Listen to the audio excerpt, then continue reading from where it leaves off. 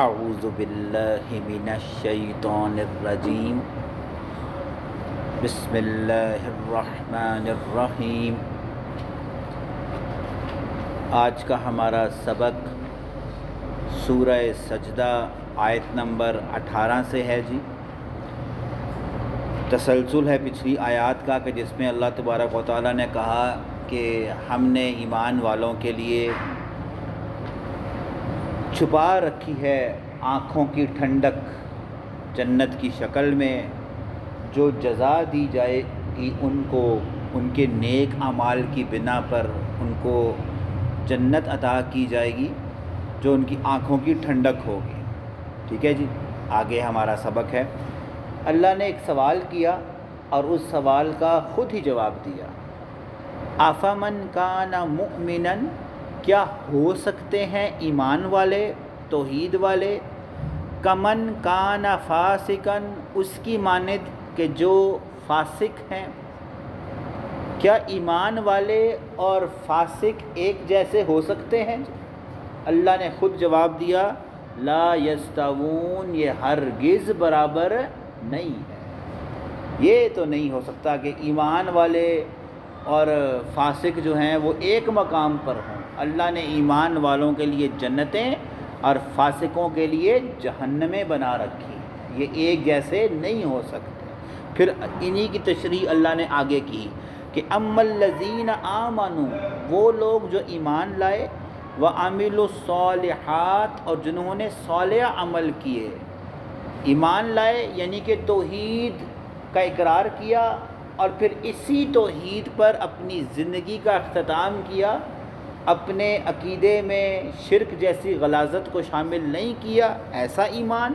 وعملوا الصالحات، جو نیک عمل کیے، جو عبادات کی، جو معاملات کیے، وہ ہو بہو نبی صلی اللہ علیہ وآلہ وسلم کی سنت کے مطابق کیے، اللہ کی رضا حاصل کرنے کے لیے کیے، دکھاوے سے بچ کر کیے، ان جیسوں کے لیے اللہ نے کہا فَلَهُمْ جَنَّاتُ الْمَأْوَى، ان کو ہم جنتوں میں بھیجیں۔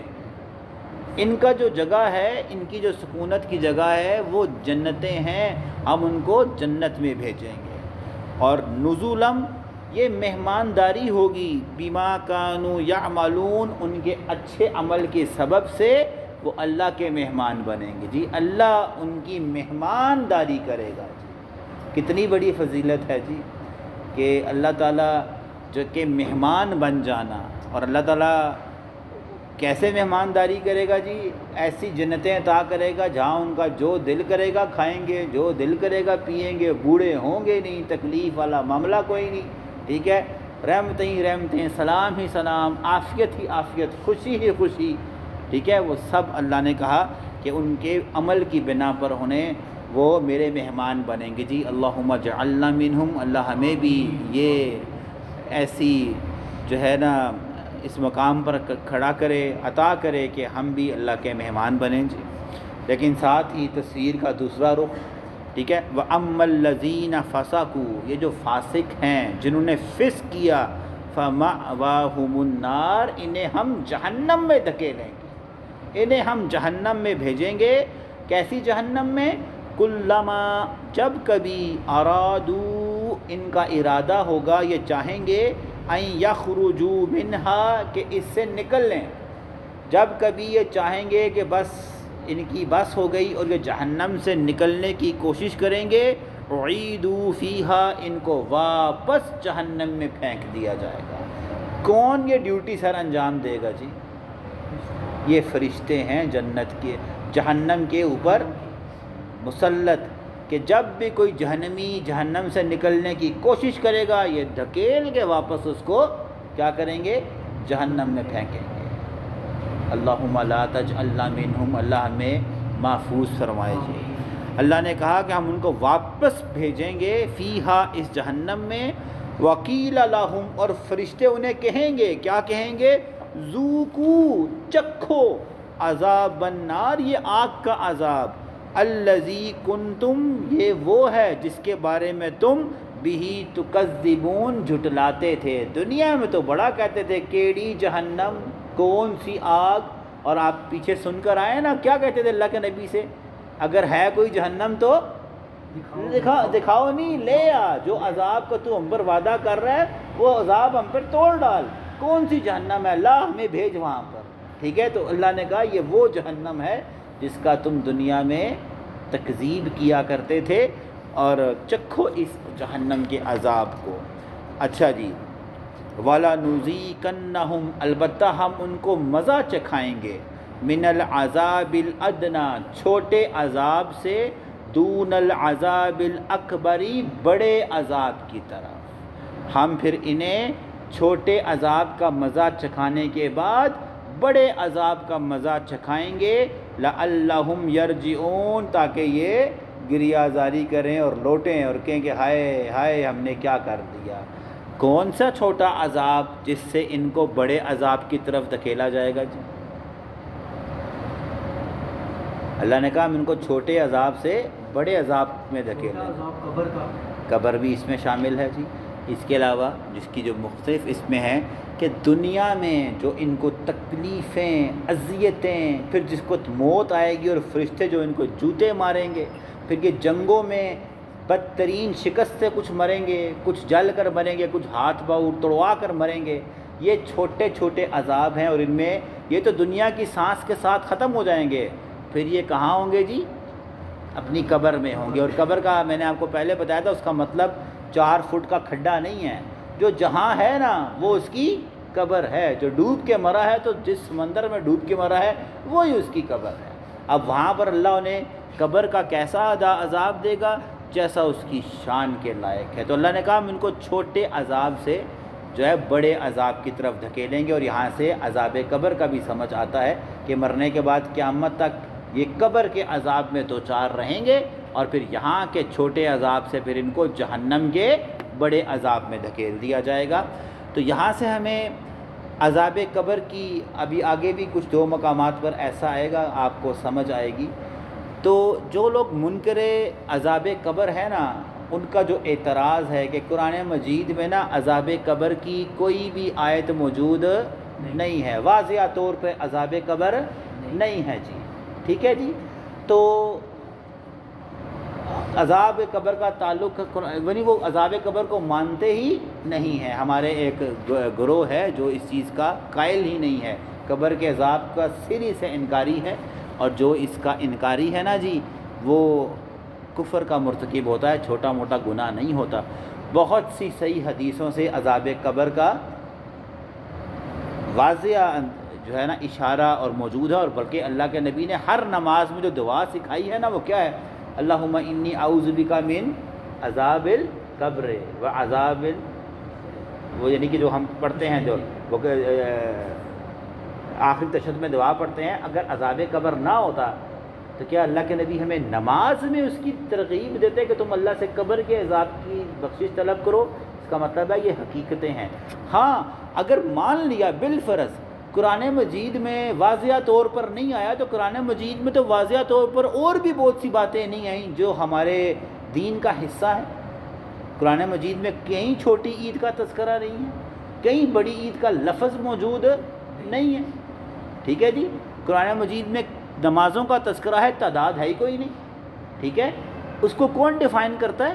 اس کو حدیث رسول ڈیفائن کرتی ہے کہ فجر کی اتنی رکھتے ہیں، ظہر کی اتنی ہیں، مغرب کی اتنی ہیں، اور عشاء کی اتنی ہیں، ٹھیک ہے جی۔ قربانی کرنی ہے تو اس کے اصول وہ پوری ہم زکوٰۃ پوری زندگی کتنا دیتے رہیں جی؟ 2.5% ہے اس قرآن میں کہیں لکھا ہوا 2.5% زکوٰۃ دو؟ ایک لفظ بھی نہیں ہے کہاں لکھا ہو کہ 2.5% آپ نے کیا کرنی ہے جی؟ وہ زکوٰۃ دینی ہے۔ تو چیزیں بہت سی قرآن میں اگر نہیں ہیں تو ان کی تشریح حدیث رسول کرتی ہے۔ تو یہ جو قبر کے منکر ہے نا، وہ اس کا مطلب ہے حدیث رسول کے منکر ہیں، گناہ گار نہیں ہوتے، کفر کے درجے پر ہیں۔ اللہ ہمیں محفوظ فرمائے۔ تو یہاں بھی اللہ نے کہا کہ چھوٹے عذاب سے ہم ان کو بڑے عذاب کی طرف لے جائیں گے، تو اشارہ یہاں پر چھوٹے عذاب سے قبر کا بھی ہے۔ اچھا جی، ومن ازلم، اس سے بڑھ کر ظالم کون ہوگا، ممن ذکرہ، کہ جس پر جب نصیحت کی جائے، ذکر کیا جائے، بآیاتی ربہ، اللہ کی آیتوں کا۔ اس سے بڑھ کر ظالم کون ہے کہ جب اسے اللہ کی آیتوں کے ذریعے نصیحت کی جائے وہ کیا کرے جی؟ ثم اعرض عنہا، وہ اس سے اعراض کرے، منہ پھیر لے۔ یہاں منہ پھیرنے کا مطلب یہ نہیں ہے کہ اس طرح منہ سائڈ کر لیں، منہ پھیرنے کا مطلب یہ ہے کہ سنی انسنی مانے ہی نہ، کہ ہے ہی نہیں، ایسی مرنا ہی کوئی نہیں، ٹھیک ہے، یہ ہے ہی کوئی نہیں، سنی انسنی کرنا۔ تو اللہ نے کہا انا من المجرمین منتقمون، بے شک ہم ایسے مجرموں سے انتقام لیں گے۔ یہ کون کہہ رہا ہے جی؟ اللہ تبارک و تعالیٰ کہہ رہے ہیں، ان جیسے مجرموں سے ہم جو ہے نا وہ انتقام لیں گے جی۔ اگلی آیت جی، وَلَقَدْ آتَيْنَا مُوسَى الْكِتَابَ، البتہ تحقیق ہم نے موسیٰ کو کتاب عطا کی۔ کون سی کتاب جی؟ تورات عطا کی۔ فَلَا تَكُنْ، تو اے نبی آپ مت ہو جائیں، فی مریتن، اس شک میں، کسی شک میں، من لقائہ، جو آپ کی ملاقات موسیٰ سے ہوئی تھی۔ اللہ کے نبی موسیٰ سے کہاں ملے جی؟ ہاں جی، اللہ کے نبی ویسے تو اللہ زندگی موسیٰ علیہ السلام میں اور محمد کریم صلی اللہ علیہ وسلم کے درمیان تو صدیاں ہی صدیاں ہیں، تو کہاں ملاقات ہوئی تھی؟ معراج پر ہوئی تھی۔ اور موسیٰ علیہ السلام نے کیا نصیحت کی تھی؟ کس ملاقات کا تذکرہ ہے؟ نماز کا تذکرہ ہے۔ 50 نمازیں اللہ نے دیں، اور جب وہ نیچے تشریف لائے تو موسیٰ علیہ السلام ہی تھے، نے کہا ٹھہر جا، لگ رہے جی واپس جائیں، میرا بڑی ہی بدترین قسم کا ایکسپیرئنس ہے، ٹھیک ہے، یہ نہیں پڑھیں گے 50، ٹھیک ہے۔ بار بار بھیجتے بھیجتے جب 5 رہ گئیں تب بھی موسیٰ علیہ السلام نے کہا واپس آئیں، یہ 5 بھی کم کرا کر آئیں۔ تو پھر اللہ کے نبی نے فرمایا تھا اب مجھے حیا آ رہی ہے۔ تو پھر اللہ تعالیٰ کی طرف سے جواب آیا تھا کہ اللہ تعالیٰ کی ہاں اس کی سنت تبدیل نہیں ہوتی، یہ تھیں 50، یہ ہیں 50، تم 5 پڑھو گے، رب 50 لکھے، ٹھیک ہے جی۔ تو یہ ہے، تو اللہ نے کہا کہ اے نبی آپ اس ملاقات کے شک میں نہ پڑنا، یعنی کیا مطلب کہ وہ جو آپ کی ملاقات موسیٰ سے ہوئی تھی نا، وہ جھوٹی نہیں تھی، وہ کیا تھی؟ سچی ملاقات تھی۔ موسیٰ کون ہے؟ وَجَعَلْنَاهُ هُدًى، ہم نے ان کو بنایا تھا ہدایت کا ذریعہ، لِبَنِي اسرائیل، بنی اسرائیل پر بھیجے گئے وہ پیغمبر تھے۔ موسیٰ کی ملاقات جو آپ سے ہوئی وہ بھی سچی، اور موسیٰ بھی اللہ کا سچا رسول جس کو تورات دی گئی، اور یہ اللہ تعالیٰ ہی کے بندوں یعنی بنی اسرائیل پر رسول بنا کر بھیجے گئے، ٹھیک ہے جی۔ ہماری آج کی آخری آیت جی، اس کے بعد پھر کل میرے خیال سے یہ سبق ہمارا جو ہے نا وہ ختم ہو جائے گا، ٹھیک۔ اچھا جی، وَجَعَلْنَا مِنْهُمْ أَئِمَّةً، اور ہم نے بنایا ان میں سے، ان سے مراد بنی اسرائیل ہے بھی جی، ٹھیک ہے جی، ہم نے بنی اسرائیل میں سے بنائے ائمتاً، بہت سے ائمہ کرام، یہدون بامرنا، جو لوگوں کی رہنمائیاں کرتے تھے، ہدایت دیتے تھے، بامرنا، ہمارے حکم کے مطابق، ٹھیک ہے۔ لما صبروا، اور وہ تھے اس پر خود بھی صبر کرنے والے۔ یہاں پر بنی اسرائیل کے وہ نیک لوگ مراد ہیں جو کیا کرتے تھے جی؟ تورات کے علم اور اس کو سیکھتے تھے، جو آپ جن کو علماء بنی اسرائیل، حق والے علماء، ویسے علماء بنی اسرائیل بڑے کیا تھے جی؟ پیچھے پڑے، ان میں سے اکثر جھوٹی تھی، یعنی غلط تھے، علماء سو تھے، جنہوں نے تورات کے کیا کہ یہ احکامات کو تبدیل کیا، پیچھے سارا سن کر آئے۔ لیکن یہاں پر جن علماء کی بات ہو رہی ہے، جن ائمہ کرام کی، یہ وہ ائمہ کرام تھے جو بنی اسرائیل میں جنہوں نے تورات کو منوعاً سیکھا، اور اسی طرح منوعاً جو ہے نا وہ لوگوں تک کیا کیا؟ پہنچایا۔ لما صبروا، اور وہ اس پر صابر بھی تھے، وَقَانُوا بِآيَاتِنَا يُوقِنُونَ، اور یہ لوگ ہماری آیتوں پر یقین رکھنے والے تھے، انہوں نے ہماری آیتوں میں تحریف یا ان میں تکذیب نہیں کی۔ یہاں پر اللہ تبارک و تعالیٰ نے ان علماء کرام کا، اور صحابہ کرام میں یہ اگر بشارت دیکھی جائے تو کس صحابی کو لگتی ہے جا کر جی؟ عبداللہ بن سلام کو جی۔ عبداللہ بن سلام یہودیوں کے بہت بڑے عالم تھے، پہلے یہودی تھے جنہوں نے چند سوال بھیجے تھے محمد کریم کو، ٹھیک ہے، انہوں نے سوال بھیجے تھے کہ اگر اس شخص نے ان کے جواب دے دیے تو ہم بھی اسی شخص کا انتظار کر رہے ہیں، ہماری کتاب میں اس کا نام ہے۔ تو پھر سب سے پہلے یہودی یہی تھے، عبداللہ بن سلام جو مسلم ہوئے تھے، تو یہ اس بشارت میں سب سے پہلے صحابہ کرام میں وہ آتے ہیں جی۔ اللہ ہمیں جو سنا سمجھنے کی اور اس پر عمل کرنے کی توفیق عطا فرمائے۔ ذرا کرتے ہیں جی کسی